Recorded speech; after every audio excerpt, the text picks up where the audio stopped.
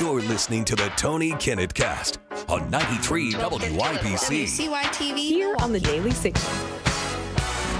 Hello and good evening. Welcome to the Tony Kinnett Cast here on the Daily Signal, nationally syndicated first on 93 WIBC. Boy, do we have news to dive into. So without further ado, the United States has put forward a 15-point plan in order to get Iran to the table over some kind of a month-long ceasefire. This is through Pakistan. The Prime Minister of Pakistan has invited diplomats from the United States and whoever they could really scrounge up from Iran over to Islamabad, where they are going to talk about these breaking details that were released over originally on Israelis' Channel 12 News. This was then confirmed by several American outlets, including the New York Times. We know that 3 of the points right now are real. So we have 3 points.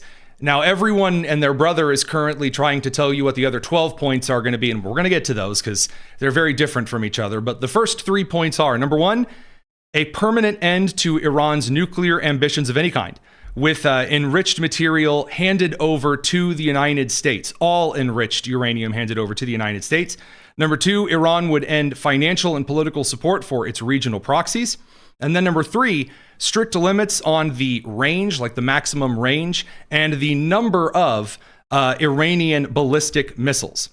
Now, this is where we get into everyone and their brother coming up with other points, and you might guess that these particular series of points fit whatever pundit out there is suggesting in their view on the Operation Epic Fury and Iran itself. So, for example, some of the points include removal of all sanctions on Iran, removal of the threat of sanctions ever being reimposed, the missile program to be addressed at a later stage, the refusal of any access to Natanz, Isfahan, and Fordo. Those are the facilities that were struck during Operation Midnight Hammer. International monitoring and verification mechanisms enforced. Ooh, that sounds like a lot of gibberish. Gradual implementation tied to compliance, and then additional. I love these. These are points that there is being suggested. Additional regional and security understandings between the parties.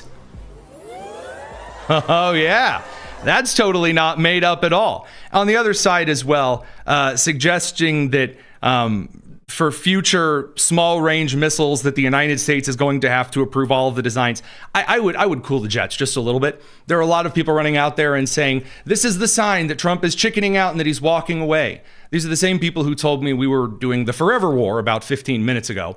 I will once again propose a slight alternate here based on additional data. The last time that the President of the United States said something along the lines of maybe we might do something totally different over with regard to the future of Iran. I don't know, haven't decided yet. Maybe we blow up a power plant, maybe we don't. Maybe I send over Marco Rubio, he runs for president of Iran. As soon as the president said that kind of stuff over the weekend and into Monday, the stock market shot up considerably. Today, after this 15-point super extra plan supreme broke on the social media scape, the price of Brent crude oil plummeted below $100 for the first time in a couple of days. Now it's at $96.50 or was when last I checked it. Futures with Brent crude oil are allowed to kind of shuffle a little bit outside of market time. Now, the President of the United States did get out in front of the public and make a couple of points today. This to our own Elizabeth Mitchell, our White House correspondent over at the Daily Signal. Republicans have great policy. We have common sense policy, but it's great policy. That's our biggest advantage, is our policy is correct. Yeah, please. Mr. President, are you encouraging our allies in the Gulf to be more involved in the Iran operation? Say it. Are you encouraging our allies in the Gulf to be more involved in the Iran operation? Yeah, I mean, if you're having trouble hearing her said, are you encouraging the allies? You know, what else are you encouraging here on the international scale of things? a little bit, but more NATO. I think our Gulf allies have been pretty good, to be honest with you. UAE's been hit so hard. He got hit by 1,400 rockets, shot them all out of the air with our great Patriot missiles. Think of it, they shot 100 missiles at one of our aircraft carriers, the Abraham Lincoln, one of the biggest ships in the world, actually. And out of 101 missiles shot, every single one of them was knocked down in the sea. Think of that. Think of what that means.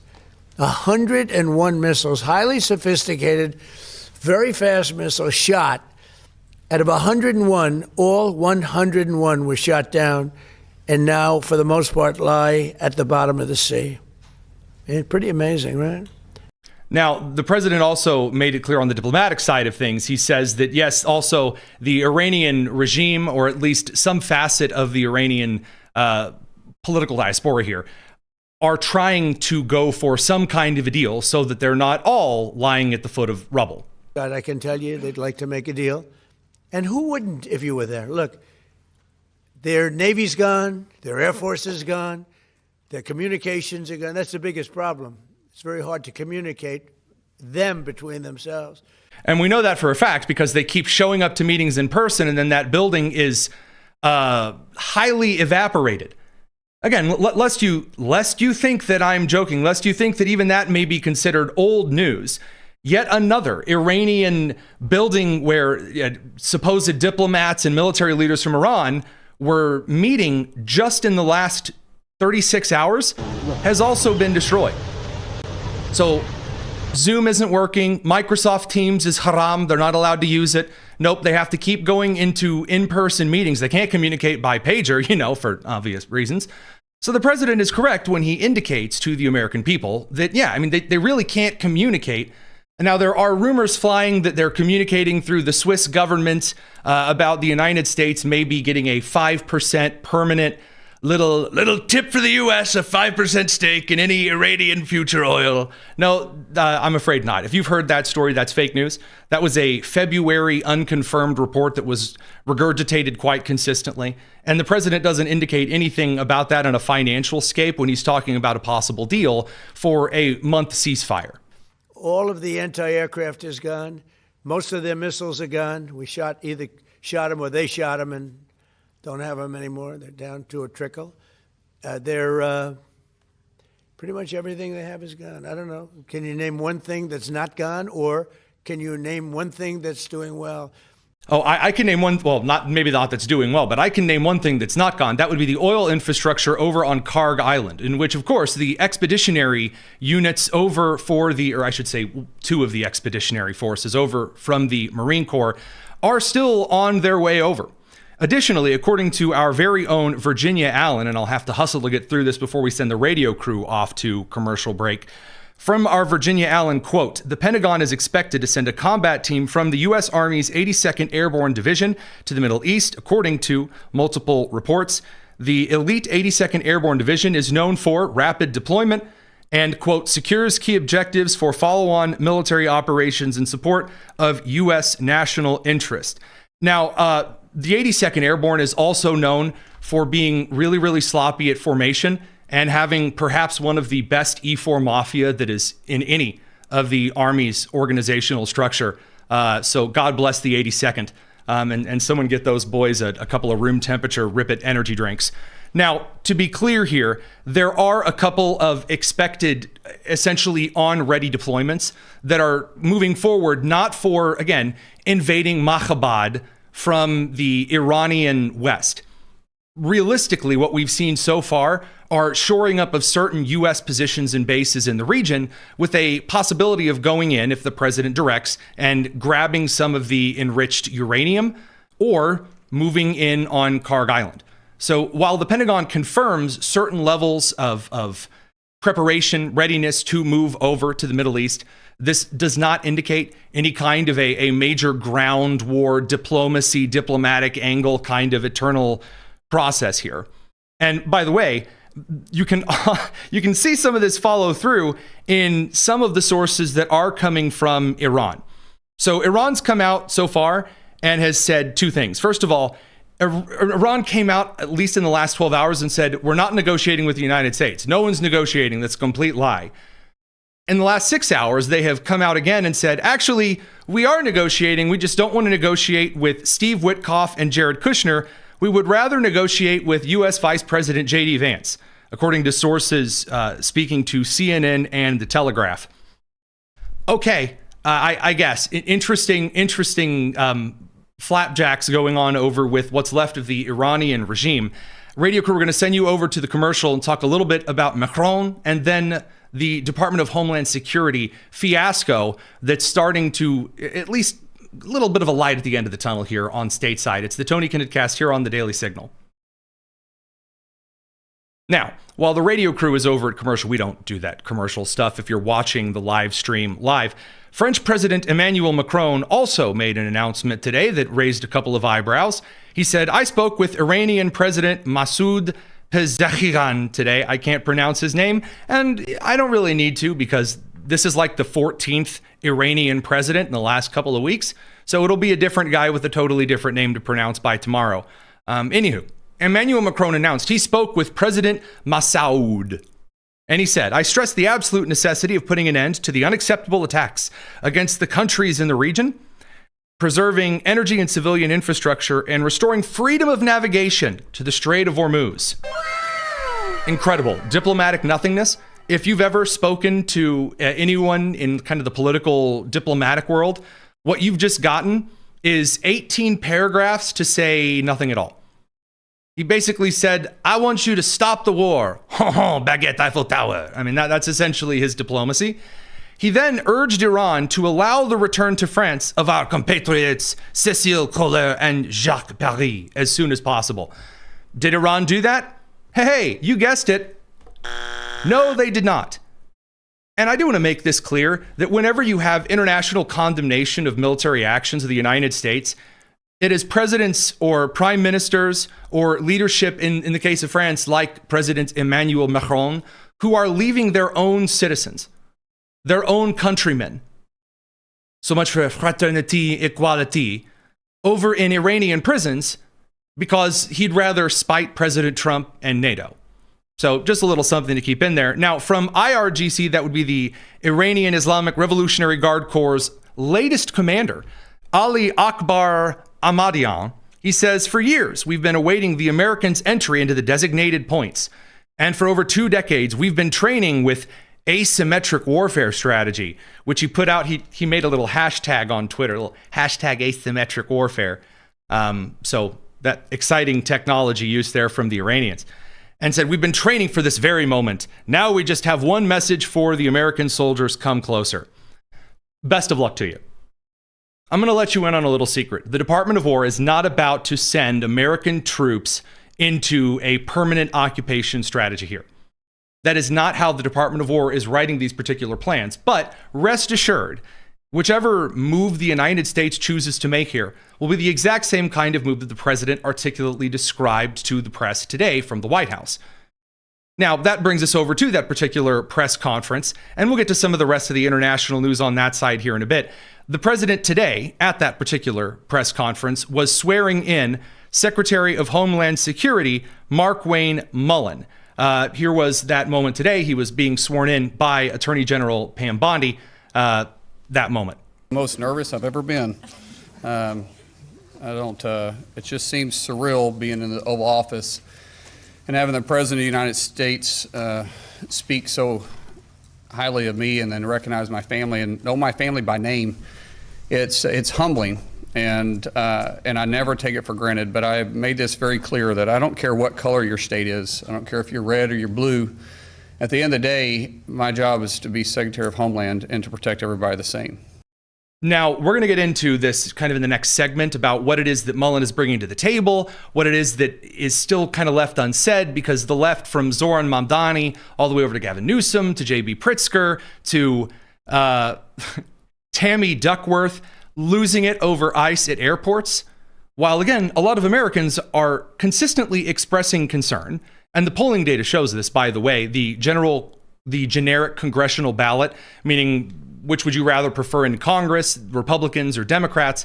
Democrats are losing their lead in a midterm year. They have squandered all of their political momentum, keeping the Department of Homeland Security closed.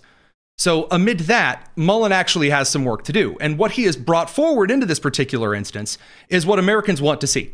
So far, in the first address, what we got was the calm, disappointed parent, essentially the airline pilot that all Americans really want to see.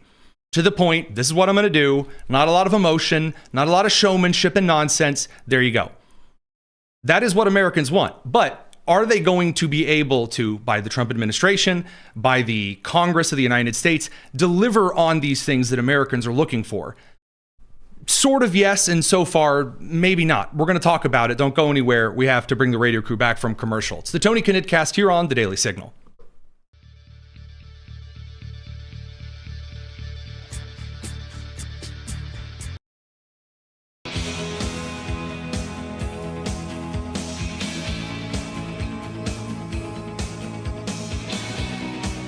You're listening to the Tony Kinnett Cast on 93 WIBC. Welcome back to the Tony Kinnett Cast. Lots more news to cover this side over on the vein of the Homeland Security news.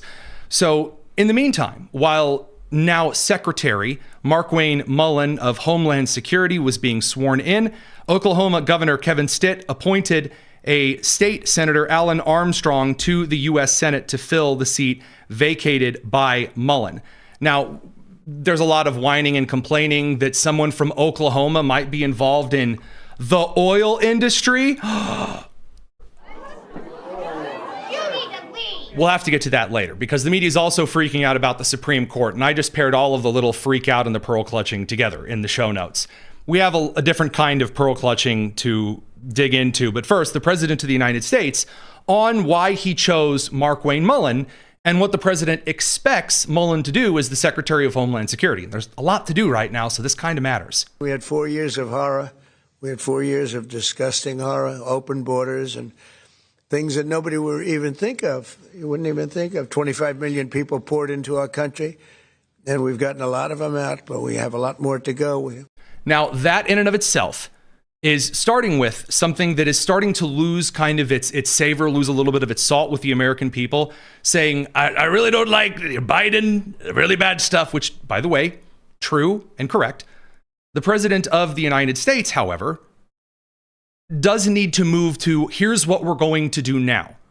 You can't really get by in midterms with things were really rough a couple of years ago. What you need is, here's what I'm delivering, and here's where we're going, and that's what the president shifts into. 11,888 murderers came into our country. People came in from all over the world, from prisons and gangs, gang members, drug dealers, people from mental institutions, insane asylums. That's the mental institution times 2. And what they allowed to happen to our country can never be allowed to happen again, and it won't. With Markwayne, we have somebody that's strong, professional, and fair. That's what I want. That, by the way, those 3 words, strong, professional, and fair. Now, last night while we were on the air, the Senate kind of snuck in and confirmed him, 54 votes in his favor. I believe that Rand Paul didn't vote in favor of him, but, you know, that all set aside. What about the actual national security news? What is it that Mullin is going to have to address? Well, right now, it's ICE at U.S. airports, which the Democrats have decided that amid the horrible numbers they have on the Save America Act stuff, don't worry, Republicans are currently fumbling that. We'll get to the GOP snatching defeat from the jaws of victory on that here in a minute. The Democrats are making it even worse for themselves. So if you're watching the live stream, you can see this is a tweet from Senator Tammy Duckworth. This echoes a lot of the various officials from the DNC official accounts all the way over to the pundits and the state level officials. She says, quote, "It's unforgivable." Sorry, let me get out the pearls. "It's unforgivable that Republicans would rather let ICE terrorize families at airports. You know, just some small child carrying a Barbie backpack suitcase, tackled by 15 grown men. Oh, the horror, says Tammy Duckworth, senator. But then she continues, quote, "Then give TSA workers a paycheck and enact extremely common sense DHS reforms needed to protect citizens from being killed in broad daylight. Stop the chaos, get ICE out, and fund TSA." Now, I will remind you that it is Tammy Duckworth herself who has voted against reopening the Department of Homeland Security multiple times. Guys, ICE is already funded. ICE is already funded. And the 2 reforms that Democrats yelled for the loudest, I should say 2 out of the 3. 1, body cameras on ICE. They're no longer yelling that, by the way, because whenever you put body cameras on police officers of any kind, well, that doesn't exactly go very well for the crew yelling about law enforcement. That aside, though, of course, Tammy Duckworth and the Democrats have also yelled for the end of using administrative warrants and only using judicial warrants, which isn't a thing. The Supreme Court of the United States and federal courts across the country have upheld time and time and time again that administrative warrants are fine for federal law enforcement to use. So that doesn't work. What's the other thing they wanted? They wanted Kristi Noem to get the boot, and she did. And so there's really no reason left for them. ICE is already funded through at least 2027, but possibly through 2029. You can't really do anything here. And so what are they now flipping over to? They're saying, well, ICE is at the airports terrorizing people. They're terrorizing people. So we gained some undercover footage today of what ICE is doing in these airports. Viewer discretion is advised. Parents, if you have children, you might want to move them away. This is not something that should be viewed by the faint of heart. This is what ICE is doing at our airports. You told me they're $4 up here. They're free with us, $4 upstairs. They're handing out water to people in lines. I told you. Did I not share with you that it was going to be horrible? They're just joking around with travelers. Yeah, when you get closer to TSA, it gets more expensive. I know what y'all do. You take our waters now, and then you charge us for water upstairs. You got it. Yes, ma'am. You may. Water?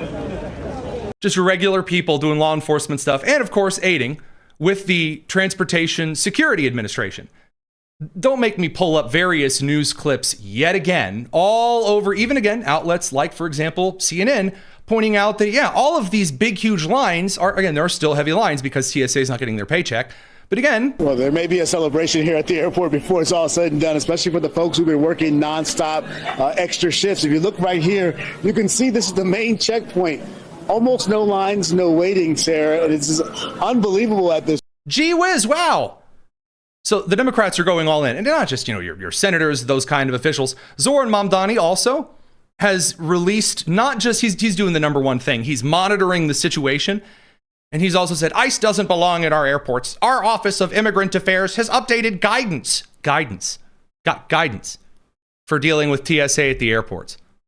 Guidance, he says. And you can call their legal hotline at 800-354-0365. That's 1-800-354-0365.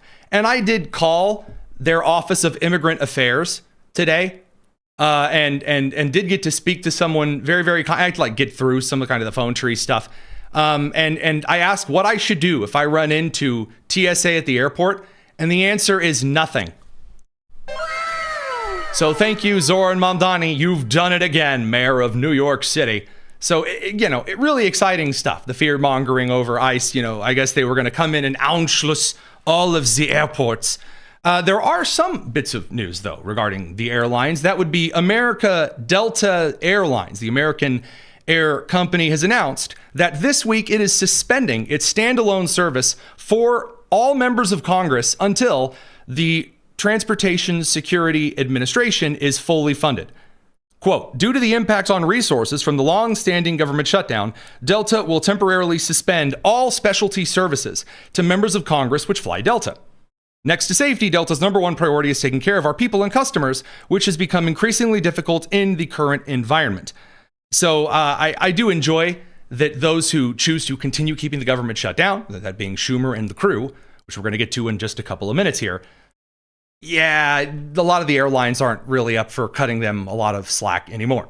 Radio Crew will catch you on the other side of the commercial. We're going to talk about just how short that slack is here on the live stream. It's the Tony Kinnett Cast. Now, in the meantime, this brings us over to what the Senate is focusing on regarding not just the shutdown, but the Save America Act. Voter ID law, which is wildly, extremely popular with all political parties in the country. Arguably one of the easiest possible bills to argue with the American people over its necessity. Cases on voter fraud, again, we're going to get to this a little bit later in the judicial news, but an election judge in Minnesota, pled guilty to allowing 11 unregistered people to vote in the 2024 election, Americans understand that there are states like California that forbid certain kinds of voter ID requirements in the state whatsoever.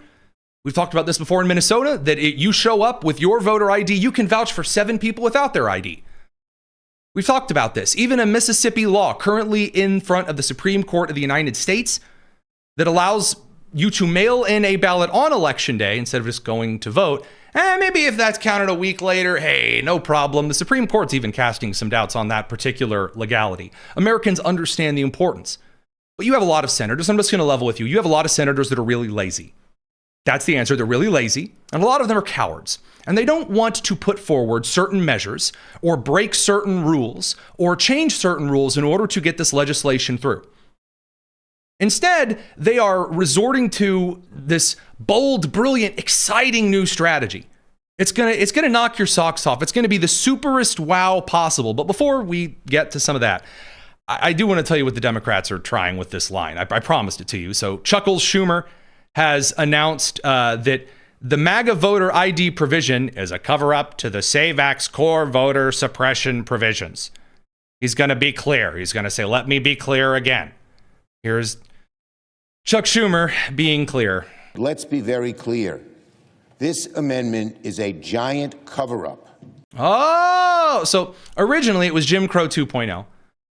Then it was anti-woman something or other. Now it's a cover-up. It's exciting. It's a cover-up and conspiracy. He's going to uncover it. Chuckles Schumer, Senate Minority Leader. It was never in the original bill. The bill, 99% of it is about suppressing voters. About taking them off the voter rolls, unbeknownst to them. I like this. This is going to take all the voters off the voter rolls. No, again, the individuals who, so far, according to a voluntary voter roll hand-in, so 10 states, we just reported on this in the last week, gave up to the Department of Homeland Security and the Department of Justice their voter rolls. 10 states. And over 300,000 people on those voter rolls were found to be dead, gone, erased from existence. They're not here. So they shouldn't be on the voter roll. But Chuck Schumer's terrified. Oh no. Also, again, according to Assistant Attorney General Harmeet Dillon, who is out there doing the Lord's work day after day after day, maybe 10,000 plus illegal immigrants found on those voter rolls as well. They're currently going through the records and checking. They're not kicking off Ma and Pa still around. But Chuck's, he's very worried about this. Oh, don't just like go through and like look at who should and shouldn't be on the voter roll. I'm sorry, what reason would they have for removing people on the voter roll? They would have to give like some kind of a legal account for that, right? Or you would have judges that step in and issue freezes and stays and holds and hang on there and let's not get too hasty. Because that's what judges do. When someone is disenfranchised, they say, hang on there now. How is this difficult? We're going to dive into this on the radio side. Don't go anywhere. More to cover. It's the Tony Kinnett Cast here on the Daily Signal.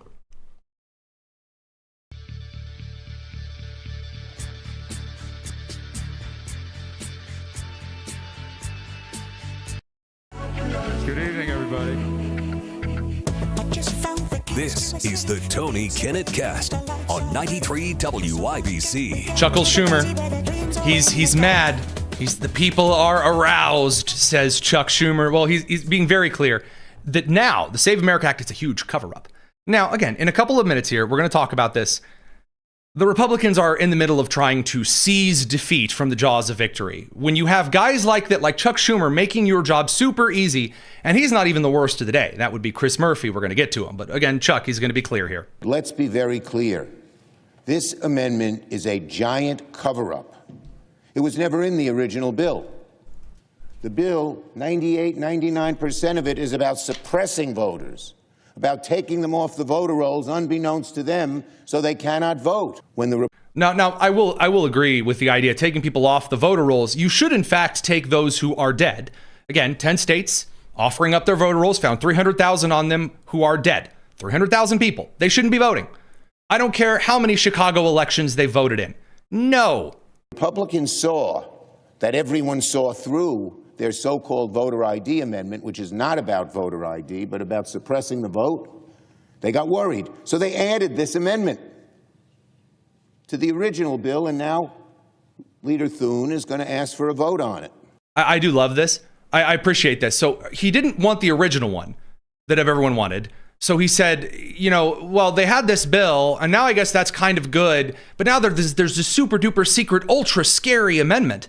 And this is what Thune is going to bring to the table. Now, this is unfortunately where the, well, I will say the worst senator of the country, a constant battle. Chris Murphy of Connecticut says what a lot of Americans are, you know, worried about senators thinking, which is where the priorities lie. The priorities should lie on keeping American citizens at the top of mind, making sure they're getting the services they needed, making sure their rights are protected, making sure nothing's infringing on that. The Democrats aren't really playing this particular game. Chris Murphy said the quiet part out loud. Now, this is the kind of bad that does end up being campaign advertisement bad, but here you go. The negotiation didn't have a path to citizenship. It was entirely on their terms in order to get Ukraine funding, right? Well, I mean, Chris, that's been a failed play for 20 years. So you are right that has been the Democratic strategy for 30 years, maybe. And it has failed to deliver for the people we care about most, the undocumented Americans that are in this country. Oh my. The people we care about most, the undocumented Americans in this country. Oh no. So again, the Democrats are currently setting themselves on fire. So what are we going to do right here in the middle of this? Well, there's a brand new Republican plan because they don't want to just, you know, remove the filibuster, which Democrats are going to remove if they win in the election cycle anyway. So again, we're just going to pretend we're going to cross our fingers and really hope that Republicans just walk through 2026 unscathed and they retain the Senate so that we can pretend, yeah, everything is going to be fine. In the midst of this, because Republicans don't want to get rid of the filibuster, they don't want to use the talking filibuster because they say, well, that would take a lot of time. It would really eat up a lot of time here in the Senate instead of just, you know, doing this 60-vote cloture rule. Well, they have one trick up the sleeve. They might pass things through reconciliation. So this is something that has been floated around by a couple of senators. It's a decision first floated by Senator Kennedy of Louisiana. I'll let him advertise it to you. And then our Elizabeth Mitchell, our White House correspondent, asked the president about this today. Here's Senator Kennedy making the case. Senator Cruz and I, a few days ago, came up with a two-step process to solve both problems. Step one, we would open up everything at DHS except ICE, including TSA, which the Democrats have already agreed to, and then we would fund ICE through reconciliation, which we could do only with Republican votes. So there's kind of a combined plan here. So the combined plan through reconciliation is that in one way, we'll just go ahead and cut ICE completely out of DHS and pass the funding for the Department of Homeland Security. And then we'll fund ICE through reconciliation and shove a bunch of the Save America Act stuff, sort of, kind of, into the reconciliation package. That's what we'll do, because you only need a simple majority, 51, to get the, reconciliation thing through. We'll just, pass it through reconciliation. Why can't we do that? That's a brilliant plan, isn't it? We'll let the president talk about this. Our Elizabeth Mitchell asked him about this today as well. Yeah, please. Mr. President, would you be open, are you hoping to see the Senate pursue Reconciliation 2.0 to fund ICE and pass the Save America Act? Well, we'll see about reconciliation. We're certainly talking about reconciliation, I think, Mark Wayne, right? Do you want to talk about that for a second? Now that he's working, we can get him to do this. Thank you.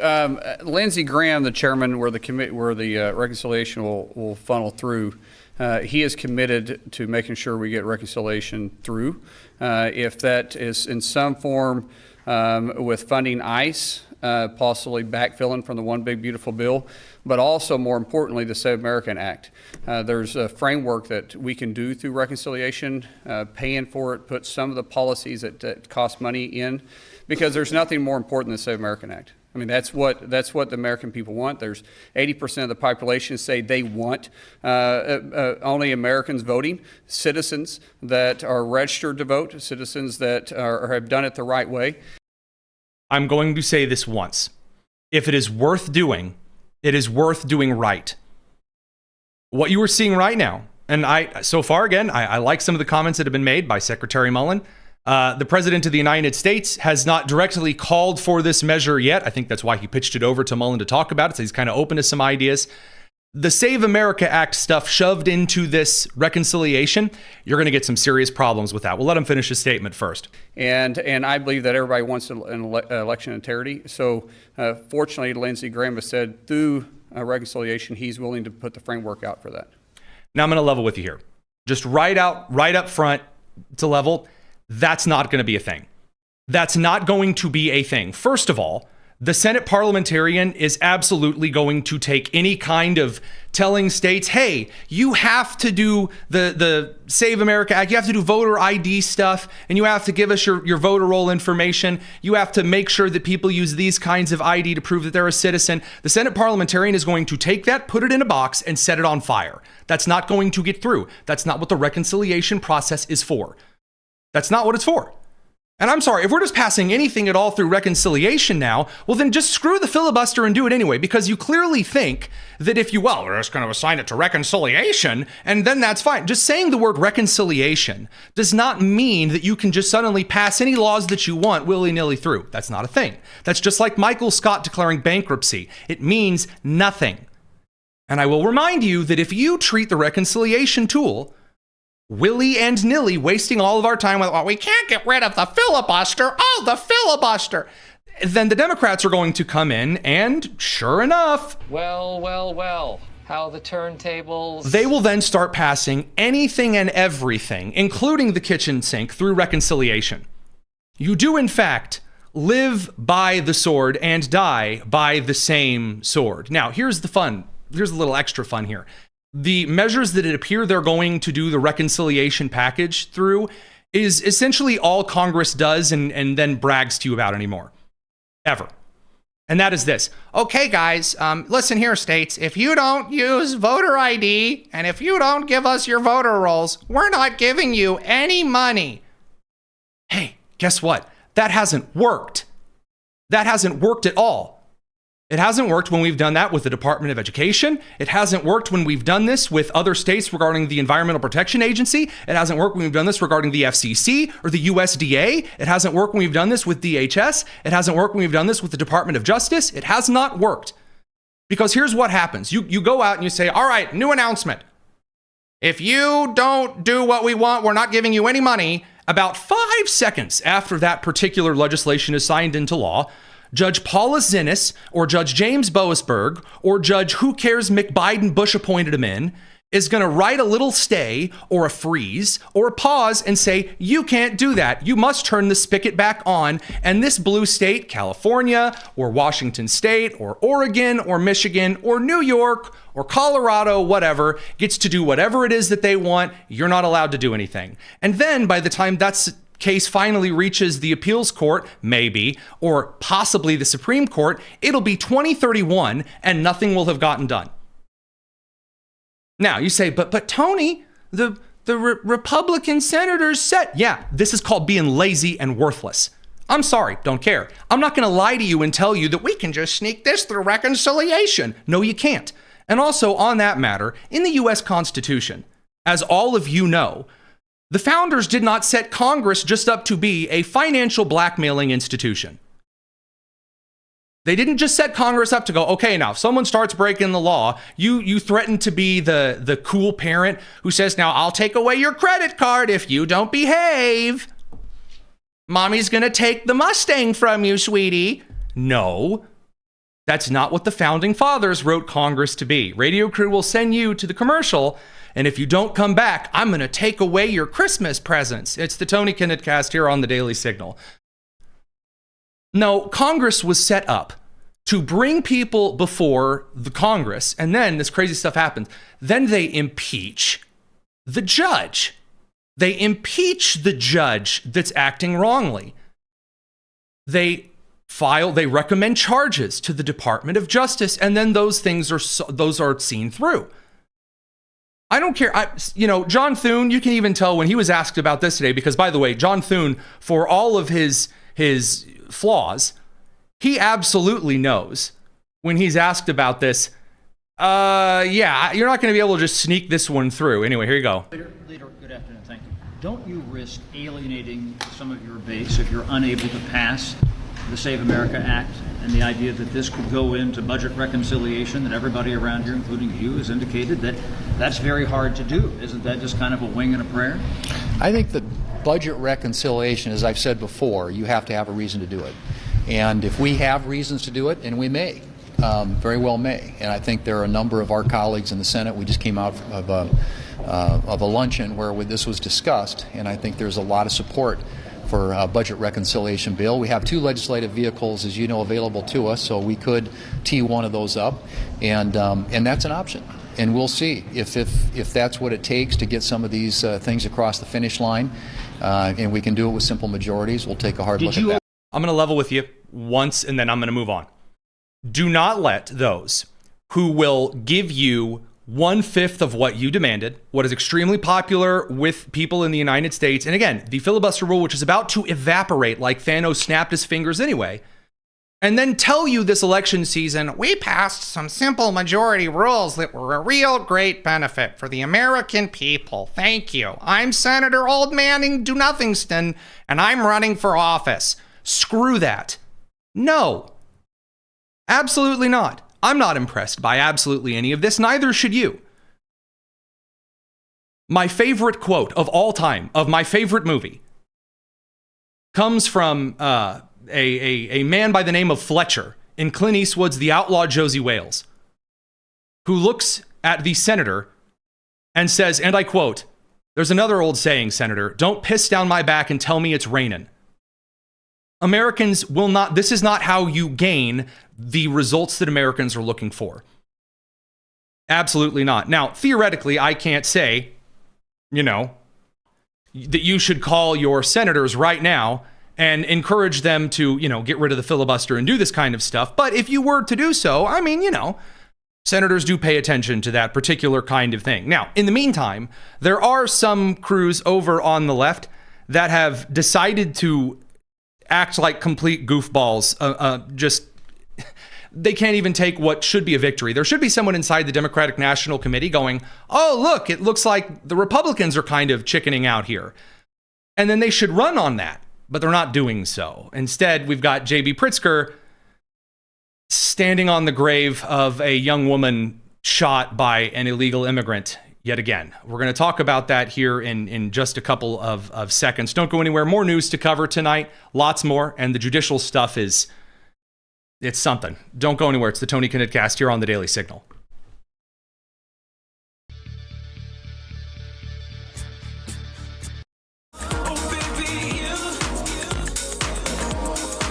This is the Tony Kinnett Cast on 93 WIBC. So J.B. Pritzker is talking a little bit about this kind of thing. But the great water buffalo of Illinois has decided that he's going to frame this as the president is Hitlering his way through midterms. All right, I guess. Donald Trump wants to stay in power at all costs. And his biggest obstacle is the midterm elections this November. I mean, if we're going to go by like physical size, the biggest obstacle would be J.B. Pritzker. I mean, calorie-wise. So on every front, he's assaulting the institutions of our democracy. He's trying to have the Voting Rights Act overturned by the Supreme Court. He's attempting to occupy American cities with soldiers and uniformed ICE agents who are carrying automatic weapons. Trump is setting the stage to place federal agents. Now, hear me. There's a video of him just hugging somebody random. By the way, who you hire as a video editor matters. And when you're saying like, hear me, he's going to hire federal agents, and then you just like cut to a clip of you hugging random people, dude, this ain't the time for the huggery.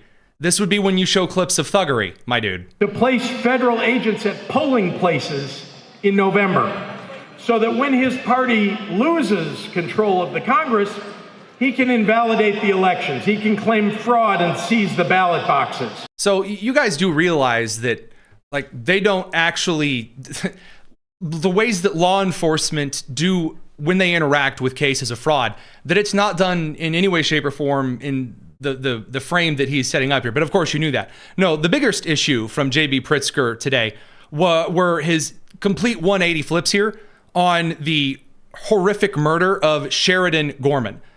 Well, this has been a terrible tragedy. And now, just yesterday, he said, quote, the Trump administration needs to stop politicizing heinous tragedies, like the murder of Sheridan Gorman, again, killed by an illegal immigrant in Chicago.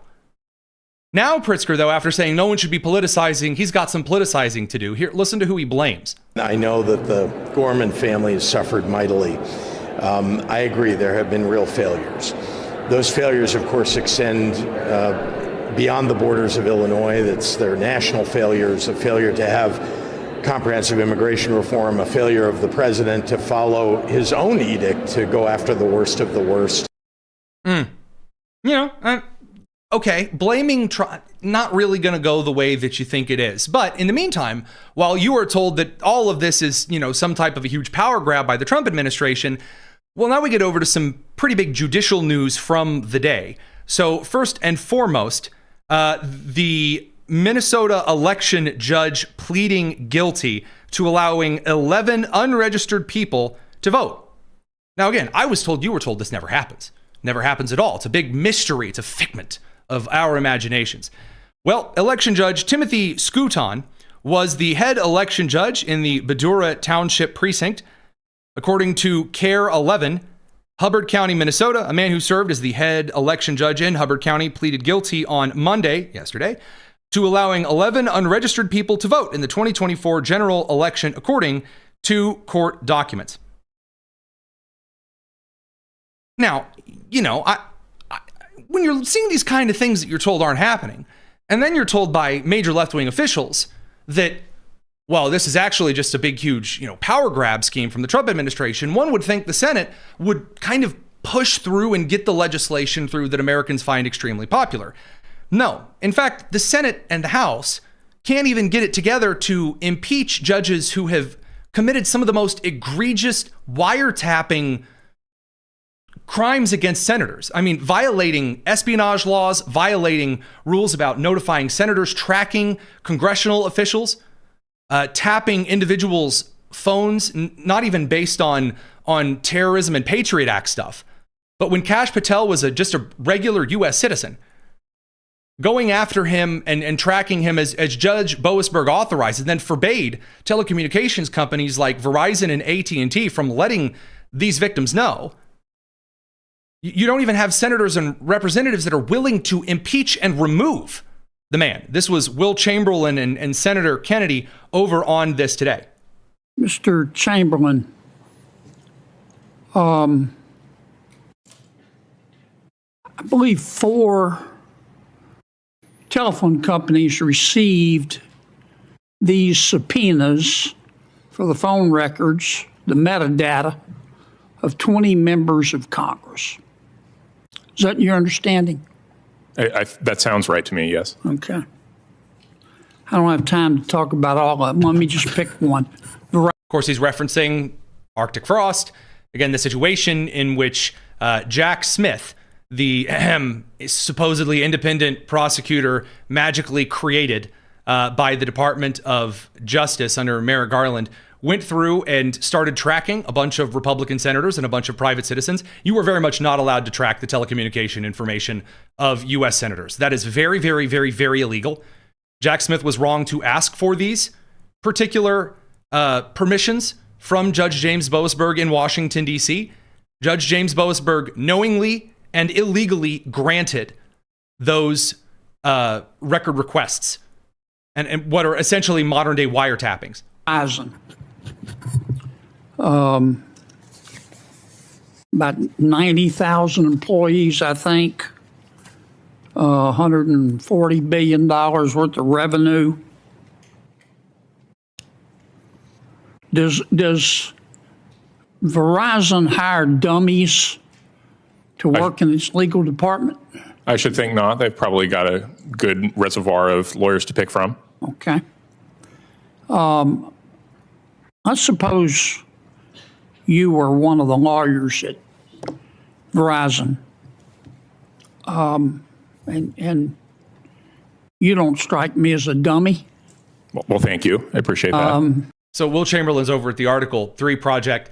Senator Kennedy gets around to asking what the damages should be, like what actually needs to occur, what needs to happen if Judge James Boasberg, which committed these crimes, because he's asking me to kind of taking his time through it. I'm going to skip forward because while I do love Senator Kennedy and his very Southern way of getting to the point, I really don't have time for a pleasure walk in the garden and a nice tall glass of extra sweet tea, although that sounds fantastic right now. Representative, it would immediately raise that flag of like maybe there's a legal exception here that doesn't apply in other cases.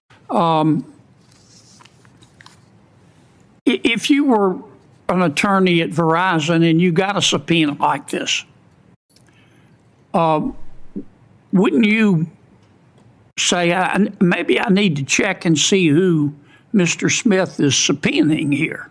Now, radio crew, we're going to send you out for the evening. Take care. We're going to continue on the live stream on youtube.com/Daily Signal. It's the Tony Kinnett Cast here on the Daily Signal. Yeah, and especially once I found out it was a representative, it would immediately raise that flag of like maybe there's a legal exception here that doesn't apply in other cases.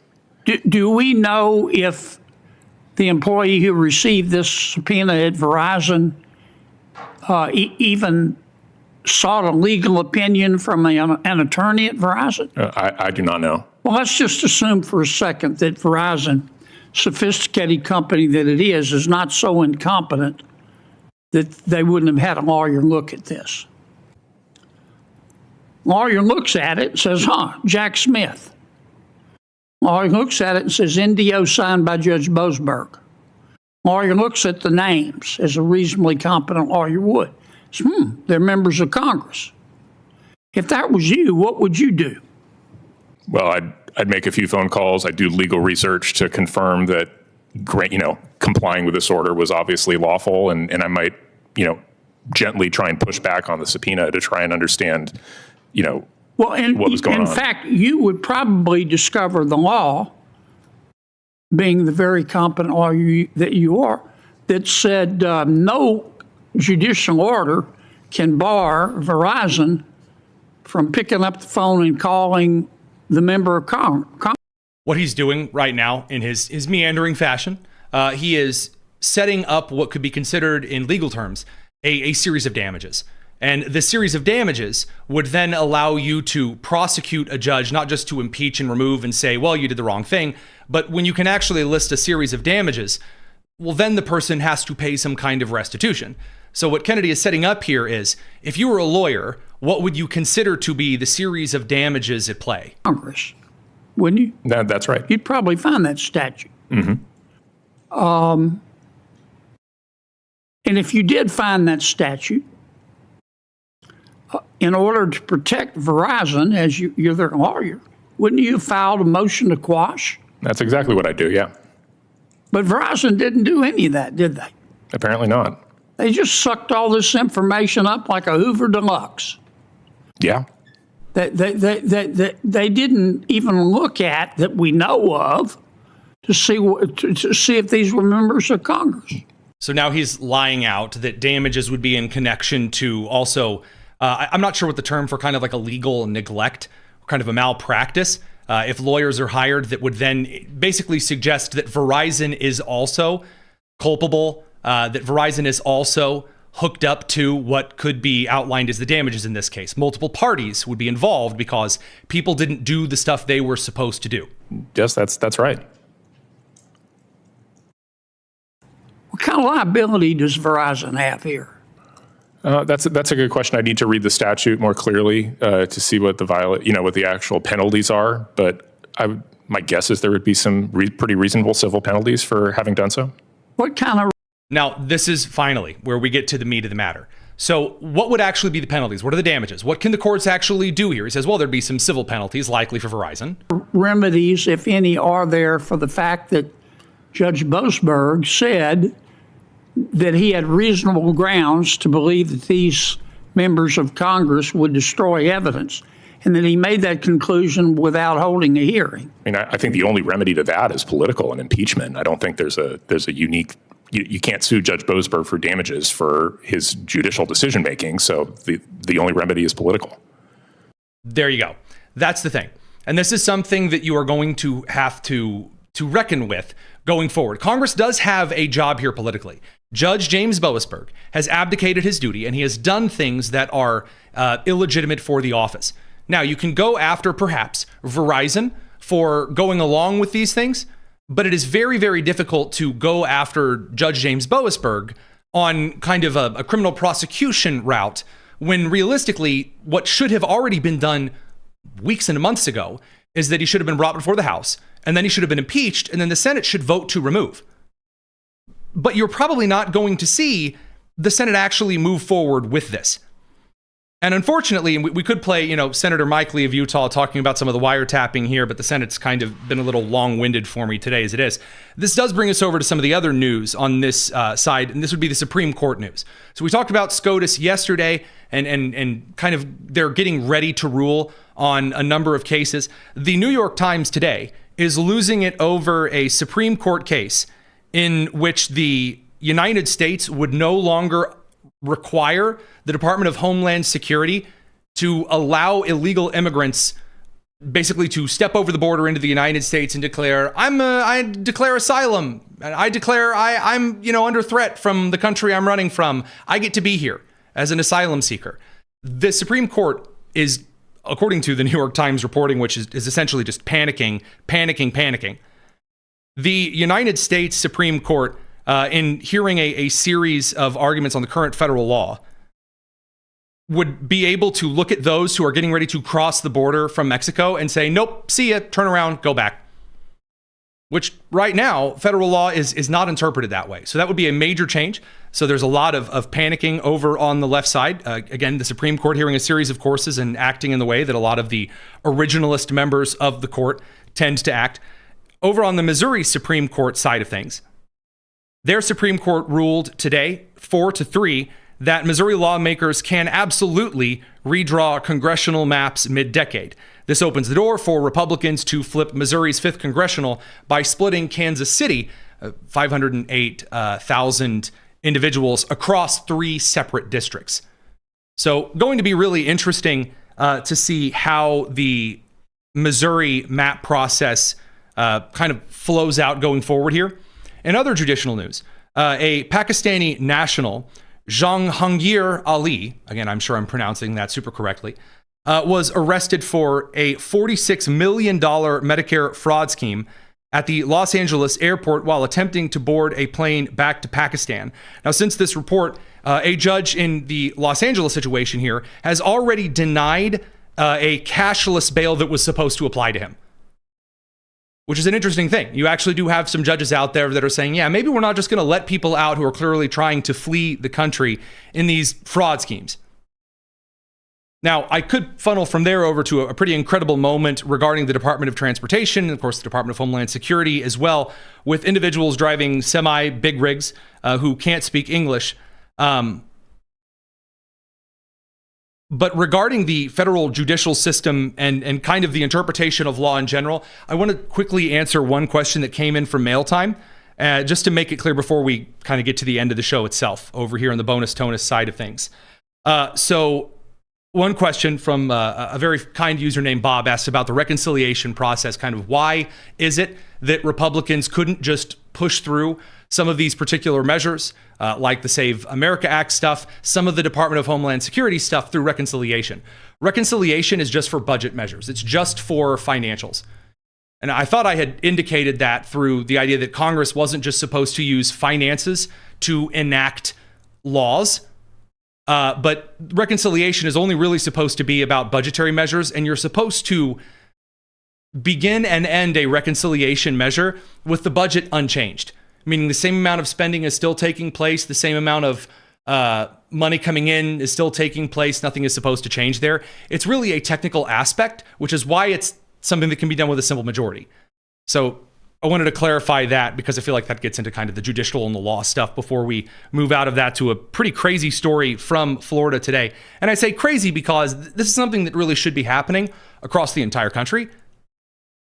But when we tell you here on the media side of things that there are illegal immigrants or foreign nationals who come into this country and who do not speak English and are not learning to speak English and are allowed to take driver's tests in any language they want, even though all of the road signs and the road directions and all of that is in English, that when you pull them over, they can't read road signs. I'm not joking. This is a clip from today. It's over from Fox News. The moment Florida transportation officials pulled over a big rig trucker out of service after the driver struggled to understand English and read road signs. Check this out. So he's trying to read a keep right sign. Can you say it in English what that means? What does it mean? How good is your English? So by the way, when he's talking about like the keep right sign, he's saying it. Now, the Spanish word for right is derecho. He's not saying it. He's not saying derecho. He's not. I mean, I've listened to that before. He's not saying keep right. Can you speak any English? No. Don't speak no English. What does that mean? Yes. What does it mean? No. What does it mean when you go down and you see the sign? What does that mean? What do you have to do? No. Okay. He just says no.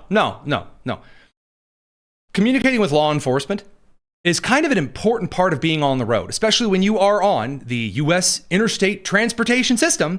You do need to speak to law enforcement. You say, well, Tony, why? I mean, that's really mean. You guys know there are these big, huge LED signs with the big glowing orange bulbs.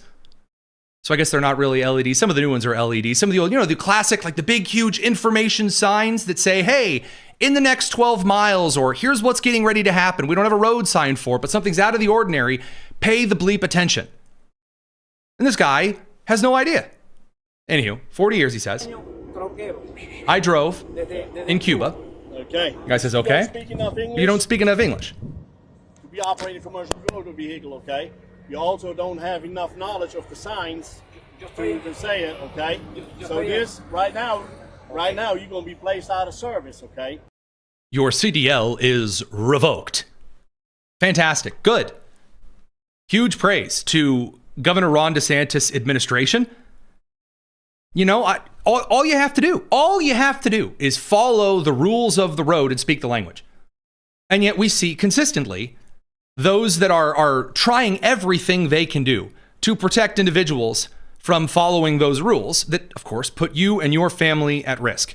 Now, that said, a lot of serious news today, a lot of heavy and unfortunate things to dive into. So we're going to do just a smidgen of mail time tonight. And also, I have a couple of extra excellent stories for you that I've been saving for a night when, I'm really annoyed at the Senate, which, to be fair, that is growing. But alas, one of these mail time questions was a very, very kind super chat. Again, you guys don't have to give super chats to ask questions. You can do that from the link to the Discord in the description. Or, of course, you can also throw that in the chat. Our crew will try to pick it up, especially if it's a busy chat night. From Darth Bobcat, any word on the Kurds? I haven't heard more reports since last week. Well, I thought I had mentioned in a previous broadcast this week, maybe yesterday, that the United States has begun a series of strikes, military strikes, over in the western portion of Iran, essentially some Iranian Revolutionary or Islamic Revolutionary Guard Corps facilities in the western provinces. Now, those are sandwiched between two mountain ranges.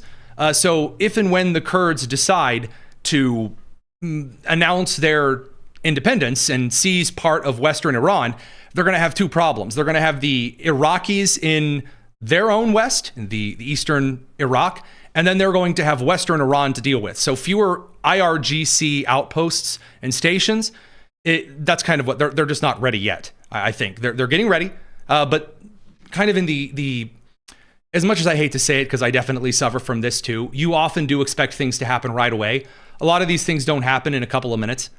You go back and look at certain kind of even modern military maneuvers, Gulf War onward, you still do have several weeks. Things don't always happen one after kind of the other, even though maybe that would be a lot easier on the news analysis and reporting side of things.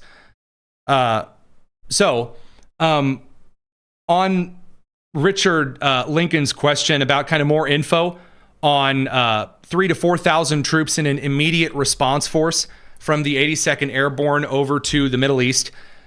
Regarding that information, to give you a little more clarity on that than what we gave kind of earlier on in the show, the Pentagon is keeping a lot of the deployment close to the chest because the 82nd is a crew that you kind of always keep on standby.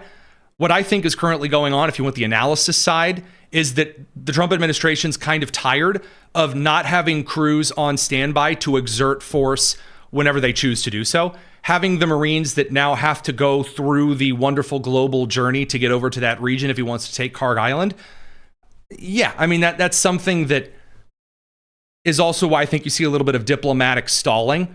If there is going to be kind of a final move, it's going to be an attempt to behead the administration's grip on the rest of the country. So we'll have to see that. A very kind super chat from Mill Spec Meats. $2 super chat says, Schumer reminds me of the old lady that Ernest plays. Yeah, I'll take that. From a lady named Luna, she said, hey, I'm new and you popped up on my feed. You mentioned a 15-point plan that not even Trump mentioned. Who is your source for this information? Well, the primary sources at the moment would be the News 12 over in Israel, Al Jazeera, the New York Times, Fox News, the Associated Press, Axios, the Daily Caller, the Daily Wire, hey, now the Daily Signal, and a couple of international outlets. The reason that Trump hasn't said anything about this in his videos and such is it appears that these particular points in the diplomatic strategy was leaked, probably from someone in Witkoff's office, or perhaps the vice president's office. Those in the kind of satellite of the vice president's office have been implicated in a couple of leaking things. There's a certain kind of isolationist wing of the Department of War that is under suspect of being leaked. I mean, we just saw that with Joe Kent from the National Counterterrorism Center. So the reason President Trump hasn't said anything about it yet, he hadn't really done a press conference this evening. This was breaking right before the show.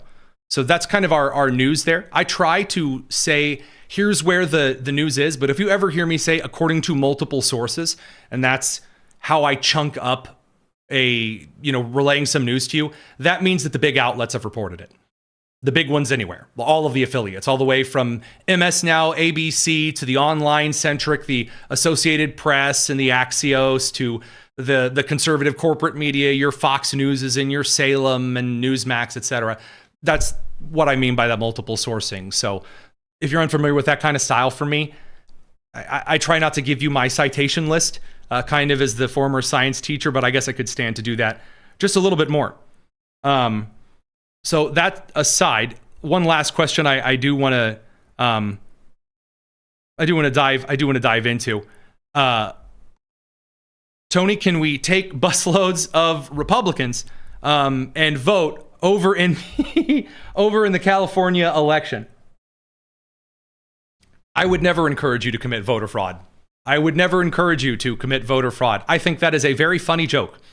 That is all I will say about that. So that side over, let's get into some of the last news that I wanted to share with you for the day, because there is some really excellent stuff here. So first and foremost, and maybe not in newsworthiness, but just because it's really, really funny, over in South London, new videos are showing squirrels getting addicted to vaping, and squirrels are getting addicted to vaping by picking up discarded e-cigarettes and vapes. Here you go.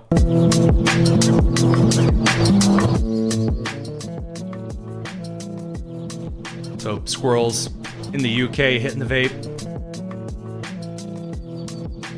All kinds.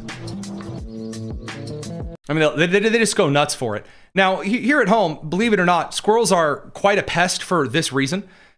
Squirrels will, if you're not careful, they'll get into your car, into the car engine block, like an engine block area in the front, and they'll chew up a bunch of the cords, especially around the transmission, because some of the inside, the lining on the inside of some of those cords, some of those cables, some of those tubes, hoses, that's the word I was looking for, have like a really sweet, sticky something that squirrels do get addicted to. I had the wonderful joy, I'd say, I don't know, about 10 years ago, of taking my dad's truck over to, probably longer than that. I don't know, 10, 15 years ago, taking my dad's truck to the shop because squirrels were eating the engine block from the engine area from the inside out. And the guys over at the Toyota place in Anderson started the truck once I got there, and it threw a squirrel into the fan belt. So squirrels, picking up on the vaping. I don't know. Squirrels have a very addictive personality. There you go. There's some exciting news from today. Really, really, really good stuff. There's in Dallas now where they are removing the Pride crosswalk. There was a guy named Joseph Whiteside who was arrested today for attempting to repaint the Pride crosswalk, and he's been charged with misdemeanor graffiti on top of also having 2 outstanding felony warrants. I think that's funny. That's according to the Dallas Express, by the way. So I don't know. There's something about seeing individuals who are just out graffitiing. They're just tagging. It's just innocent, good fun. Then finding out they have like 2 felony warrants also. Maybe if you have a couple of felony warrants, maybe it's not time for you to get out there and do social activism. Maybe you hide out there, Chief. I mean, even the latest Pakistani fraudster had the intelligence, had the wherewithal to try to sneak out of an airport in LA. Instead of out there painting the fried flag, incredible stuff. I was asked if I cared about this, and I'm going to level with you, I kind of don't. King Charles of the UK, not because of the squirrels, I'm told, for a totally different reason, is coming to address Congress for his first state visit. I'm not really going to watch that unless some of the members of Congress, as it's America's 250th, dress up either like those at the Boston Tea Party and hurl Lipton at the old man, or they dress up like, colonials and fire muskets into the air in the halls of Congress, just to give the old man, a good scare, a good spook. So that side of things, I do want to say one last thing of praise, because we try to praise law enforcement when they stop major disasters before they happen. Some of these threats do come on the cybersecurity side of things. The Federal Communication Commission has now updated its covered list. These are things the U.S. is not allowed to import. So though you may get onto Temu.com or Amazon and order from amazing brands like Wooty and Shong the Goods and Good Bargain Product Value, you may order from those brands. We all do. Everybody loves getting on and checking out what new products are from the dropshipper Vulu Express. We all do. Come on. Well, you're no longer allowed to purchase routers and things from those companies. Nope. You want to order a router, something for your internet at your home. You can't order that from Chinese manufacturers. You can't order Huawei Electronic, which again, they just steal everything from American companies anyway. They're not exactly innovating. The reason is because consumer-grade wireless routers produced in foreign countries include backdoors. A backdoor in technology is something that allows an external actor to gain access through the backdoor of the tech and cause a lot of havoc or leak data. The CIA pioneered this, and one of the reasons we have so much insider information into Iran is because the CIA had installed a backdoor into some of Huawei's routers that were sold to Iran back in the mid-teens. I think we're actually starting around 2011. So, I don't know. I like seeing the FCC close gaps like, maybe we don't just buy everything from China that has complete unfettered access to all of your data. Because if they have access to your internet connection, they have access to everything else. So, really good stuff there. All right, that said, I think we are going to roll it out this evening. You guys have an excellent night. We'll be back tomorrow, 7 p.m. Eastern, right here. It's the Tony Kinnett Cast here on the Daily Signal, nationally syndicated and first on 93 WIBC. Take care.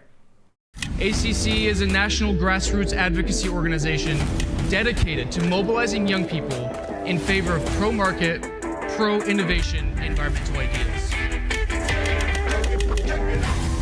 So we are in hundreds of communities across the country with tens of thousands of young conservative members.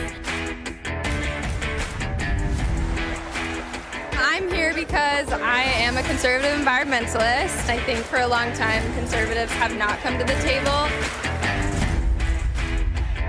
But what truly unites all of these young people is a shared belief that the ideas of freedom and free enterprise are the single best way to solve our environmental problems.